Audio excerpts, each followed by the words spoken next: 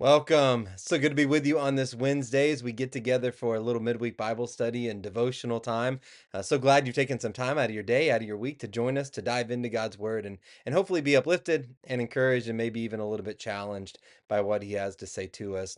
There's a story that is told about Muhammad Ali that he was on an airplane one time and it was about to take off, and so the stewardess is, the flight attendant is coming by, and as they usually do, they tell you to put your seatbelt on, your, tray tables are up, all the, seat backs are up. And this flight attendant noticed that Muhammad Ali didn't have his seatbelt on. And so she kindly said to him, "Sir, could you please fasten your seatbelt as we prepare for takeoff?" And he looked up and he said, "Superman don't need no seatbelt."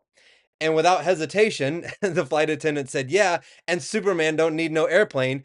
Please put on your seatbelt." And I love that story because it's just a reminder, right, about the age-old question: who's in charge, right? Who's in control? Who gets to call the shots? And I think that's probably one of the greatest tensions that we face in life is just that: who's in control, who is in charge, and it seeps over into our Christian life as well. That desire to want to be in control, I think, is one of the greatest struggles that we face, and one of the biggest detriments to our journey of faith and trust in God. And it's, listen, we all want to have a plan, right? We all want to know what's coming next. Um, we feel like if we could just manage the outcomes of our lives, things would be so much better.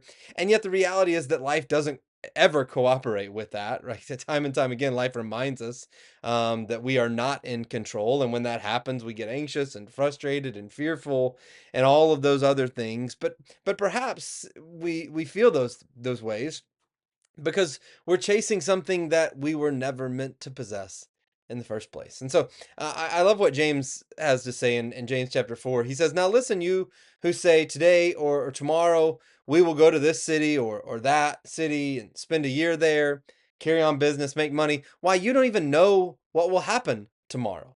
Instead, what you ought to say," James says, "is if it is the Lord's will, we will live and do this or do that." Now, to be clear, James is not condemning planning and looking out for the future and making sure we have some things in place. Proverbs talks about how there's wisdom in planning, and that's not a bad thing, right? Planning, it can be, something of wisdom and a smart thing to do. What I think James is talking about here is condemning, or what he is condemning is planning as though we are in charge of it all, right? It's the assumption behind our plans that I think gets us into trouble. We begin to believe that if we can just prepare enough or organize enough or save enough or in the end worry enough, right, then we can somehow secure our future, at least secure tomorrow, right? But the truth is that control is nothing more than an illusion. Doesn't mean we don't have control over anything, but how much we have control over is actually very little when you start to think about it. We're literally just one unforeseen event or circumstance away from realizing how little control we actually have or ever had, right? We can't control tomorrow. We can't control other people. We can't even guarantee our next breath. I mean, we'd like to, and we can, think as if we will, but there's no guarantees over that, right? And strangely enough, that's not meant to discourage us, although if you're a control freak, then it definitely does. But in essence, it's meant to free us. It can really go one of two ways. Either it can be something that's freeing, or it can be something that is discouraging to us. But even though we don't have over control over tomorrow, what we're reminded of as Christians is that we know the one who does, right? And we can trust in him and his hand, and it doesn't mean he's going to orchestrate everything the way that we want it, but he's going to do what is best for his glory and for our good. You see, faith has never been about you and me taking control over everything. It's always been about surrendering what little control we have over to God. Even Jesus did this, right? I think Jesus modeled this so perfectly.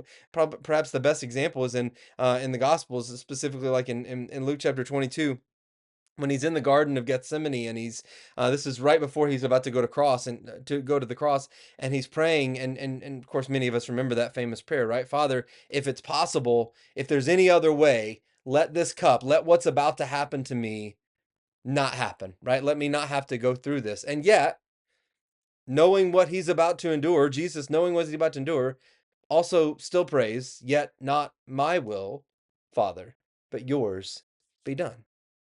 If anyone had reason to want a different outcome than the cross and all that that entailed, it was Jesus. And yet, instead of grasping for control, he surrendered himself completely to the Father's will. And I think that's our invitation as well. And so maybe today you're trying to hold on to and control a circumstance or a situation or a relationship or whatever it may be in your life. I'm sure each of us are dealing with at least something or multiple somethings that we're just trying to grasp so hard and tightly to and control. And the harder you squeeze, the more anxious and fearful you become.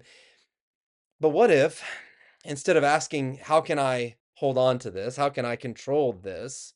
What if we ask, how can I let go and trust God with this? You will never be able to control every event and every circumstance in your life. But what you can control is you can choose who sits on the throne of your heart. And we can learn to loosen our grip of the idol of control, or should I say, allow the idol of control to loosen its grip over us, right? We can learn to let go and let the God who is sovereign over it all, anyways, take control. And I hope that's what we do. Hope you have a blessed day. God bless.